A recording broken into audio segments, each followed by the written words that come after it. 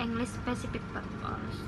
Okay, first about material design model, by which I said now we can present a model that we have used for writing our own materials, provide a coherent framework for integration of various aspects of learning. The model consists of 4 elements. Okay, first input, second content focus, third language focus, and the last test. Oke, jadi di sini saya akan membahas tentang materi desain model. Jadi materi desain model itu yaitu kita dapat mengidentifikasi beberapa prinsip yang memadu kepada materi penulisan yang sebenarnya. Jadi materi itu bisa memberikan stimulus untuk proses pembelajaran. Dan materi yang baik itu tidak hanya dipakai untuk mengajar, tetapi mendorong peserta didik untuk belajar dan memahami pembelajaran itu sendiri. Jadi di sini ini terbagi menjadi 4 bagian. Yang pertama itu input atau memasukkan. Jadi ini tuh bisa berupa seperti teks, dialog, rekaman video, diagram, atau bagian data komunikasi apapun tergantung kepada kebutuhan guru dan siswa itu sendiri.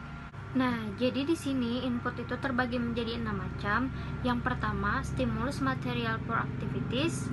Terus yang kedua, new language item. Terus yang ketiga, correct model of language use. Terus yang keempat, a topic for communication. Yang kelima, opportunities for learners to use their information processing skills. Dan yang keenam, yang terakhir, opportunities for learners to use their exciting knowledge both of the language and the subject matter. Jadi yang pertama itu stimulus material untuk kegiatan. Habis itu yang kedua tuh item bahasa baru. Yang ketiga tuh model penggunaan bahasa yang benar. Habis itu yang keempat tuh topik untuk berkomunikasi. Yang kelima tuh peluang bagi peserta didik untuk menggunakan keterampilan dalam proses informasi mereka. Dan yang kelima itu peluang bagi peserta didik untuk menggunakan pengetahuan mereka yang ada, baik itu bahasa ataupun materi pembelajaran itu. Habis itu yang kedua ada konten fokus. Jadi konten fokus itu adalah bahasa bukanlah sebagai tujuan itu, tetapi sarana untuk mentransfer informasi supaya murid itu bisa menangkap pelajaran dengan bahasa yang kita gunakan.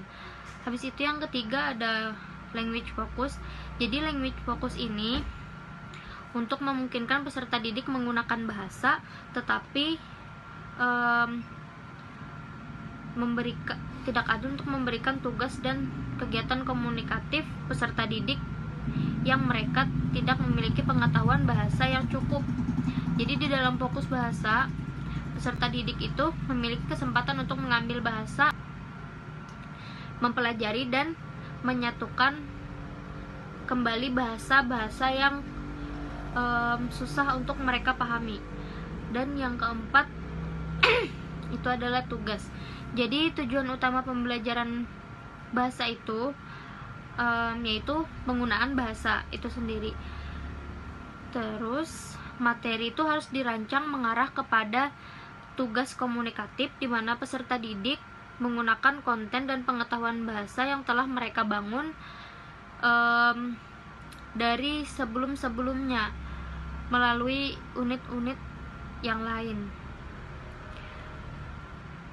Refining the model, menyempurnakan model.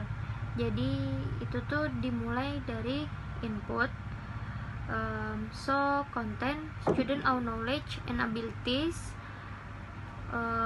language addition input, and task project. Jadi di dalam menyempurnakan model, di konten itu tuh students own knowledge and abilities, pengetahuan dan kemampuan siswa itu sendiri. Itu ada language, addition input, yaitu input tambahan, dan test, yaitu project. Okay, the last is materials and the syllabus. There are several syllabus operating in any course. A model must be able to answer, educate, cover, through the syllabus of all the features identified as playing a role in the development of learning. To having an interpersonal coherence, each unit must also relate efficiently to the other unit in the course. Okay, in bahasa, I will explain about syllabus and material. Jadi di sini perbedaan silabus dan material itu adalah silabus itu yaitu rancangan pembelajaran dan kegiatan apa saja yang akan diterapkan guru di dalam satu semester ataupun jadi silabus ini rancangan untuk membantu siswa melihat apa yang akan terjadi dan bagaimana membuat rancangan untuk pembelajaran ke depannya. Sedangkan material yaitu materi atau bahan apa saja yang akan kita bahas di dalam kelas sesuai dengan rancangan silabus yang sudah dibuat. Jadi materi ini disajikan untuk membuat perbedaan besar dalam pemahaman siswa dan tingkat kemajuan di dalam kelas itu sendiri. Okay, I think enough for me. Assalamualaikum warahmatullahi wabarakatuh.